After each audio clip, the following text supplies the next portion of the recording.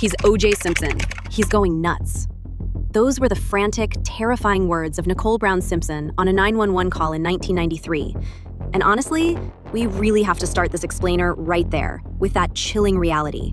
Because before this case became an absolute media circus, it was a profound human tragedy. Just months after that call, on June 12, 1994, Nicole and her friend Ronald Goldman were found brutally murdered outside her home in Los Angeles. So today, we are going to dive into what truly became the trial of the century, the 1994 to 1995 legal saga of OJ Simpson. This wasn't just a murder trial, you guys. It was an unprecedented cultural earthquake. It completely paralyzed the nation and stress-tested the very foundations of the American justice system, the media, and race relations in ways we are literally still feeling today. We've got a lot of ground to cover, so we're going to unpack this massive historical puzzle chapter by chapter. We'll walk through the crime and the infamous chase, break down the evidence from both the prosecution and the defense, look at the trial's key moments, the verdict itself, and finally wrap up with the immense cultural aftermath. Let's get into it. Starting with Section 1, the crime and the chase. Let's go back to June 12, 1994. The absolute bedrock of the entire investigation came down to this incredibly tight 1 hour and 18-minute window where OJ Simpson had no alibi. His house guest, Kato Kalin, last saw him at 9:36 p.m. Now, the coroner estimated these brutal murders happened between 10 and 10:30 p.m. Fast forward just a few minutes to 10:54 p.m. Right away, sir. And a limo driver who's waiting to take Simpson to the airport spots a shadowy figure rushing into Simpson's house. It is a razor-thin timeline. Just 5 days later, the LAPD filed murder charges.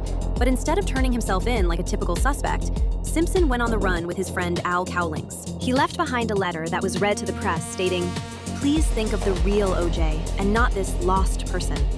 And at the time, practically everyone watching interpreted that as a final farewell, or even a suicide note. And that leads us to this staggering number, 95 million people. That is how many viewers stopped whatever they were doing to watch the infamous low-speed chase of Cowlings' white Ford Bronco on live television.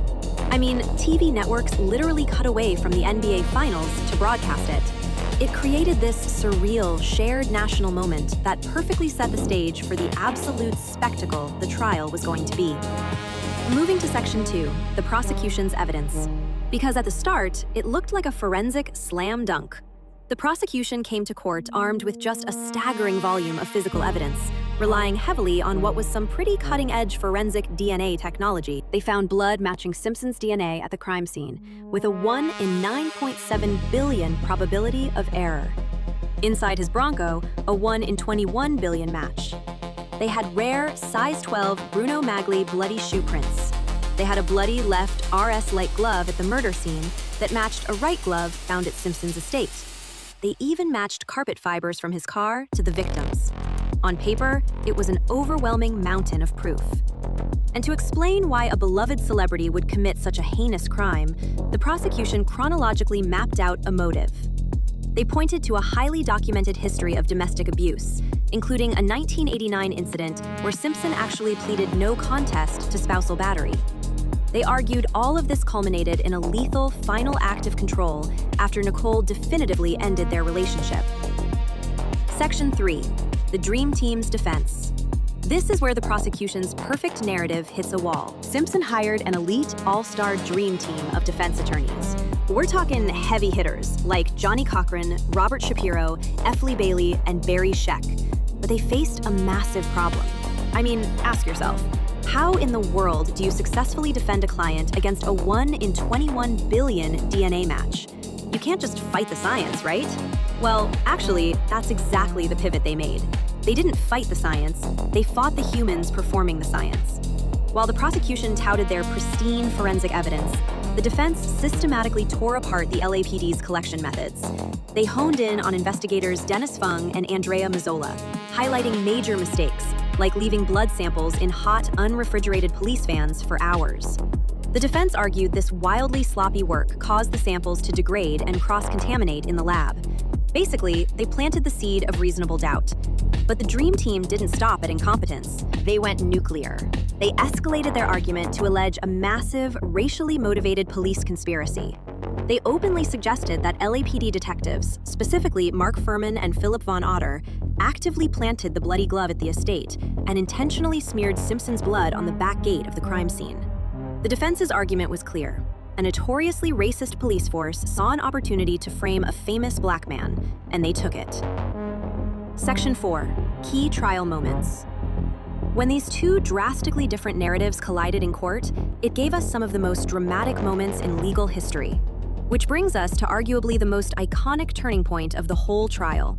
Against the very explicit advice of lead prosecutor Marcia Clark, prosecutor Christopher Darden asked OJ Simpson to physically try on those blood-soaked aerosolite leather gloves right there in front of the jury.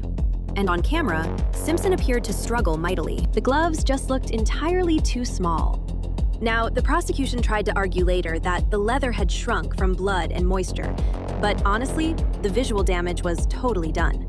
Johnny Cochran hammered this home in closing arguments with a phrase we all know today: if it doesn't fit, you must acquit. And if the glove wasn't bad enough, the prosecution suffered another catastrophic blow during Detective Mark Furman's testimony. The defense somehow unearthed a Furman using undeniably horrific racist language, which directly contradicted his previous sworn testimony under oath. So the defense recalls him to the stand and asks him point blank, "Did you plant or manufacture any evidence in this case?" Furman invoked his Fifth Amendment right against self-incrimination. Just think about being on that jury. Suddenly, this wild police conspiracy theory looked incredibly plausible. Section 5. The verdict. After 8 grueling months, it all comes to an end. October 3rd, 1995. The day the entire country stood completely still. People stopped working. Long-distance phone call traffic plummeted. Trading on the New York Stock Exchange practically stopped, halting an estimated $480 million in workplace productivity. And after a shockingly brief 4 hours of jury deliberation, following a trial that lasted nearly a year, the verdict was read to a stunned public. Not guilty. OJ Simpson was acquitted on both counts of murder. Section 6. Aftermath and cultural impact. Because an acquittal in criminal court was far from the end of this story, 2 years later, in 1997, the victims' families pursued a wrongful death civil suit against Simpson. And civil trials operate differently.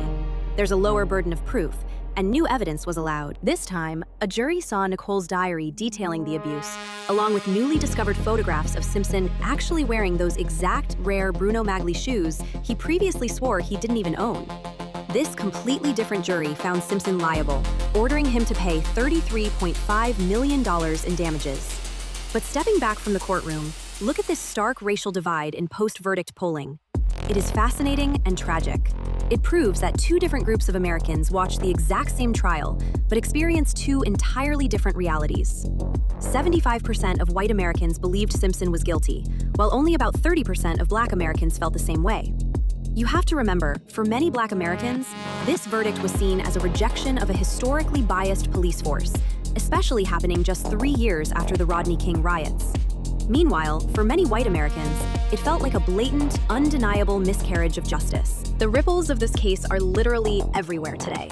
The shocking revelations of domestic abuse helped spark the 1994 Violence Against Women Act, sometimes called the OJ Rule. The intense racial polarization surrounding the verdict fueled major political shifts, including helping end affirmative action in California via Proposition 29. Beyond politics, the sheer 24/7 spectacle of this trial single-handedly birthed the modern reality TV and court show genre. And, for better or worse, it forced the entire general public to get a crash course in DNA forensics. So, I want to leave you with this final thought for our explainer today. When you look at the mountain of forensic evidence, the explosive allegations of police corruption, the overwhelming power of wealth and celebrity, and the total media circus that engulfed it all, thanks for joining me on this look back at a truly pivotal piece of history. See you next time.